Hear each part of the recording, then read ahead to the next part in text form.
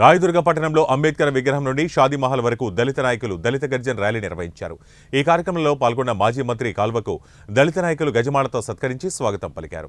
అనంతరం మాజీ మంత్రి కాల్వ శ్రీనివాసులు షాదీ మహల్లో సభలో పాల్గొని ప్రసంగించారు. దళితులపై జగన్మోహన్ రెడ్డి విధ్వంసకరంగా విచక్షణారహితంగా ప్రవర్తిస్తున్నాడని మాజీ మంత్రి కాల్వ శ్రీనివాసులు విమర్శించారు. తెలుగుదేశం పార్టీ ప్రభుత్వంలో మాత్రమే దళితులకు రక్షణ, రిజర్వేషన్లు అన్ని రకాలుగా అండగా ఉంటుందని 1129 దళిత కుటుంబాలు వైసీపీని వీడి తెలుగుదేశం పార్టీలో చేరారని తెలిపారు. ఈ కార్యక్రమంలో రాయదుర్గం నియోజకవర్గంలోని 5 మండలాల దళిత నాయకులు పాల్గొన్నారు.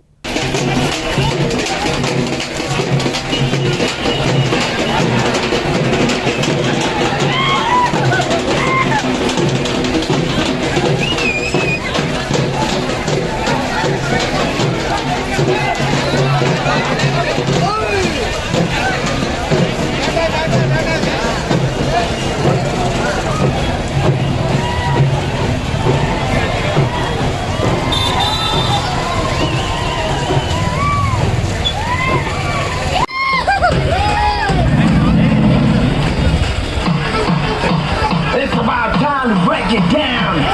You ready?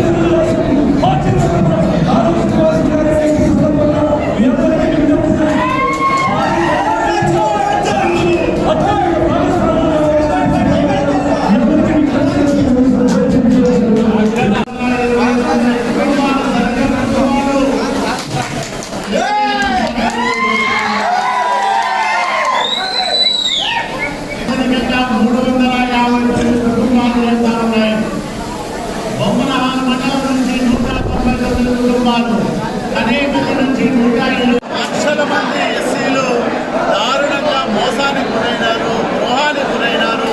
ఎన్నికల ముందు ఒక మాట చెప్పారు, అధికారం వచ్చిన తర్వాత దళితుల నిర్దాక్షిణ్యంగా అణచివేసే కార్యక్రమాలు చేస్తా ఉంది వైసీపీ పార్టీ. డాక్టర్ సుధాకర్ను మొదలుకొని అనంతబాబు నాయుడు, సుబ్రహ్మణ్యం వరకు అనేక మందిని అతి కిరాతకంగా పొట్టన పెట్టుకుంది ఈ జగన్ సర్కార్. 27 దళిత సంక్షేమ కార్యక్రమాలను రద్దు చేసింది.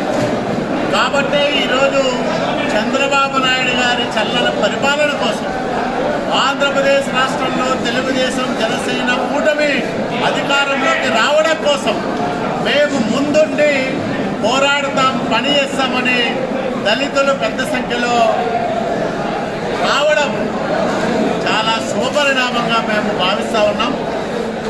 అనేక కుటుంబాలు ఈరోజు పార్టీలో చేరడం వల్ల వైసీపీలో దళితుల సంఖ్య చాలా తగ్గిపోయింది. అంటే ఆ పార్టీని ఎవరో కూడా నమ్మే పరిస్థితుల్లో లేరు. తెలుగుదేశం బలహీన వర్గాల పార్టీ, బడుగుల పార్టీ.